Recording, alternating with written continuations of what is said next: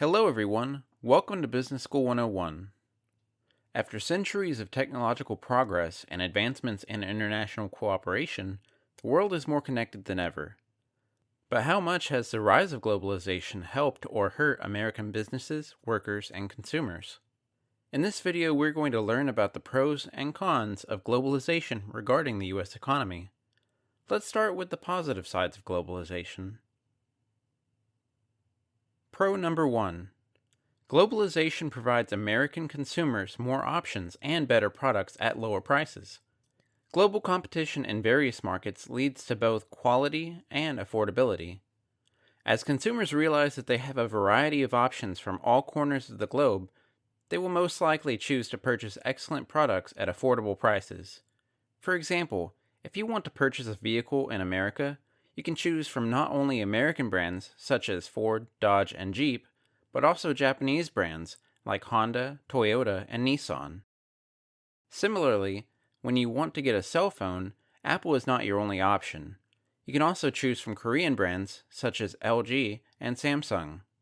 Therefore, globalization offers consumers more options, which requires companies to continuously enhance quality and provide affordable prices if they wish to remain competitive.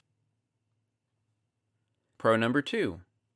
Globalization helps American companies expand their business overseas. In addition to consumers, American companies also enjoy some benefits from globalization. With the help of globalization, it becomes much easier for companies to explore opportunities abroad that could further expand their foreign business. For example, as the world's largest emerging economy, China has been one of the most important foreign markets for many American companies. For instance, about 20% of Apple's revenue is generated from China. Additionally, two other American-based Fortune 500 companies rely on sales from China even more heavily than Apple does. Texas Instruments, the Dallas-based technology giant, is a leading manufacturer of semiconductors as well as a wide range of integrated circuits. It sells its products directly to electronics manufacturers, most of whom are concentrated in China. According to an August 2020 report from Yahoo Finance, more than 40% of Texas Instruments' revenue comes from China alone. Similarly, China makes up nearly 2/3 of Qualcomm's revenue. As one of the largest manufacturers of wireless technology in the world, most Qualcomm shipments go to factories that assemble smartphones and other products. Because China is home to many of the world's leading smartphone vendors, including Huawei, OnePlus, Xiaomi, and others, most of these companies use Qualcomm chips in their products. Interestingly, only a very small portion of Qualcomm's revenue comes from the American market. In fact, more than 90% of Qualcomm sales are from foreign markets. So, with the help of globalization, it is easier for American companies to enter foreign markets to continuously increase sales, even if their sales in the domestic market suffer retreat or get saturated. Pro number 3. Globalization helps companies lower production costs. Besides expanding their market and increasing sales, American companies can also benefit from globalization by experiencing lower production costs.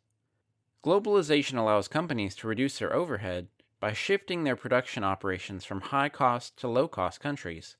The electronics industry is an excellent example that illuminates the impact of globalization on production costs.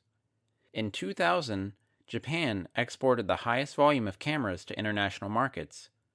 By 2005, many Japanese camera companies had outsourced their manufacturing processes to Chinese plants, and China had overtaken Japan as the world's biggest camera exporter. During the same period, the production cost of cameras fell between 2% and 5% annually. However, beginning in 2018, many of those camera companies, such as Olympus, moved their plants from China to Vietnam to enjoy lower production costs due to the increasing labor cost in China.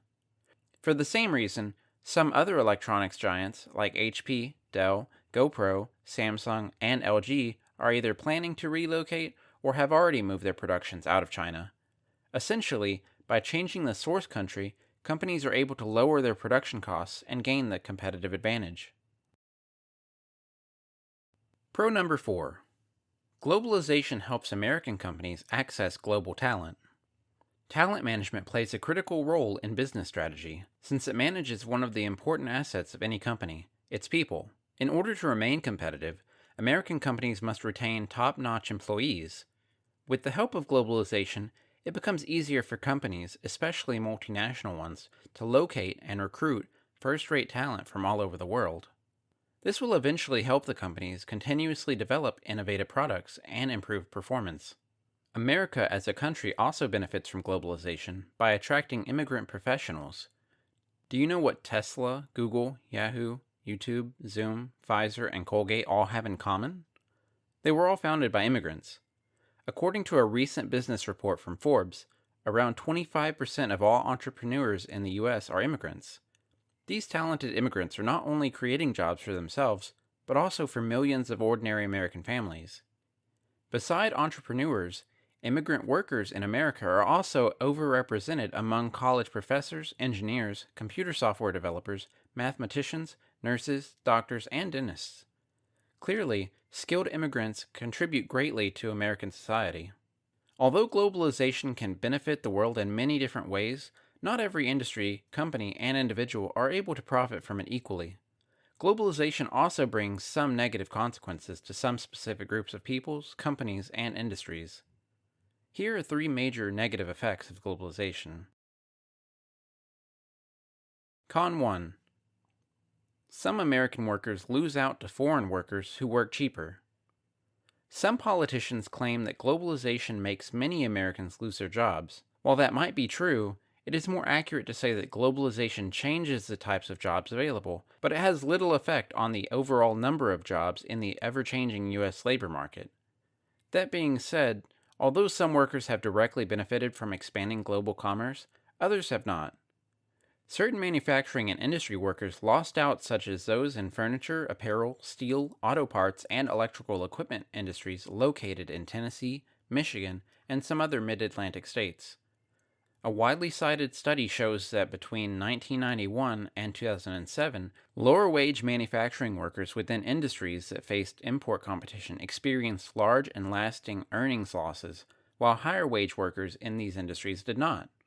However, many researchers have suggested that the decline of American manufacturing jobs is not only attributed to outsourcing, but also to the technological revolution and industry transformation.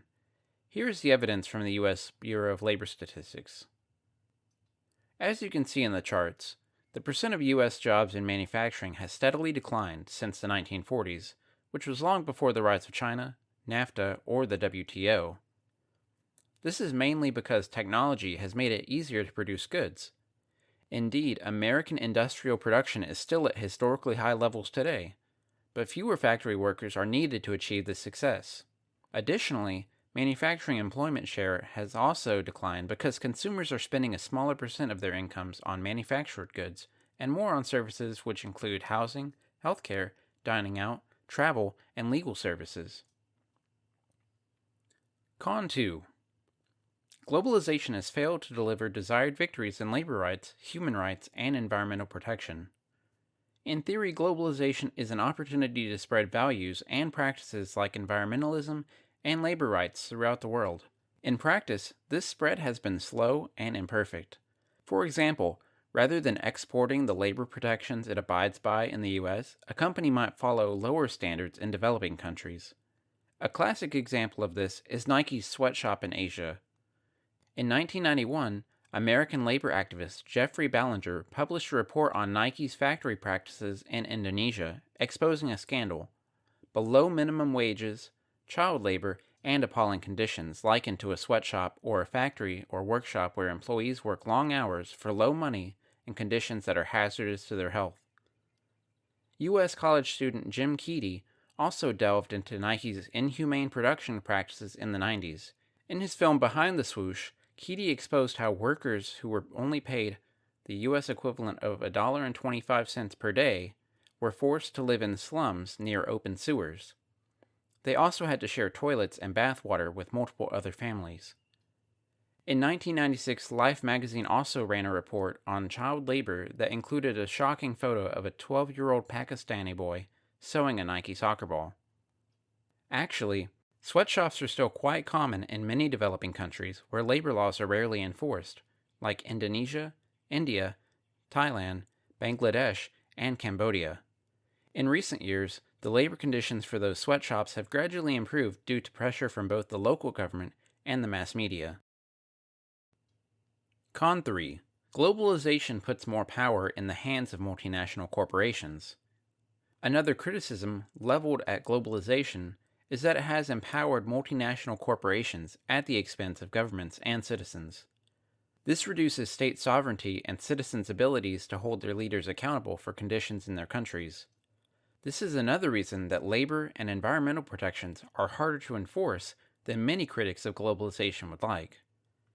In addition to having influences in foreign countries, multinational corporations can also persuade American governments through political donations and direct lobbying. For example, large multinational corporations are avid contributors to political campaigns. According to a Bloomberg News analysis of contribution data from the online donation platforms ActBlue and WinRed, of the top 100 donors to federal political candidates during the 2020 election cycle, about half are multinational corporations, while many others are organizations that represent business interests. Now that we know a bit more about the pros and cons of globalization regarding the U.S. economy, let's do a quick review followed by an in-depth discussion. Although globalization can benefit the U.S. economy in many different ways, not every individual, company, and industry are able to profit from it equally. Globalization is like technological progress. Both disrupt some livelihoods while enlarging the economic pie and opening up new and better paying job opportunities in America. Protectionism helps certain groups, but at a higher cost for everyone else. For example, one study shows that U.S. tariffs on Chinese tires under President Barack Obama saved 1,200 tire manufacturing jobs, but American consumers paid $900,000 per job saved, and 3,700 retail jobs were lost as tires became more expensive. Similarly, imposing tariffs on steel helps American steel producers, but many more jobs depend on businesses that need some imported steel to make goods that are affordable.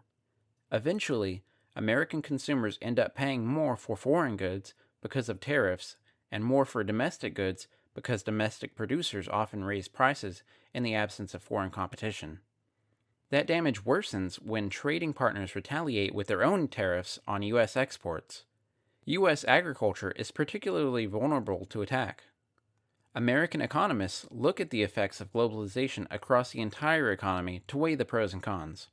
Because they have found the overall payoff is so much greater than the cost to individual workers or groups who have lost out, nearly all economists support having an open global market as opposed to closing it off. As a business professor, I have to admit that globalization does have some costs for certain Americans.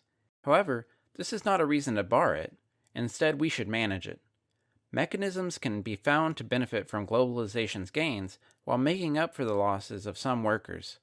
If we were to study human history, we would understand that no significant change occurs without some short-term cost. What is costly in the long term is preventing market forces from funneling resources to their best use. In my opinion, globalization is an inevitable trend whether we like it or not. Because you still have plenty of time to improve yourself and to prepare for changes, I strongly recommend to college students that you embrace those changes and explore the profitable opportunities from the globalization rather than protesting when it will have no effect whatsoever. In the words of former President Bill Clinton, globalization is not something we can hold off or turn off. It is the economic equivalent of a force of nature, like wind or water. So, how do you think globalization affects the U.S. economy? Please leave your thoughts in a comment below. Thanks for watching, and I'll see you next time.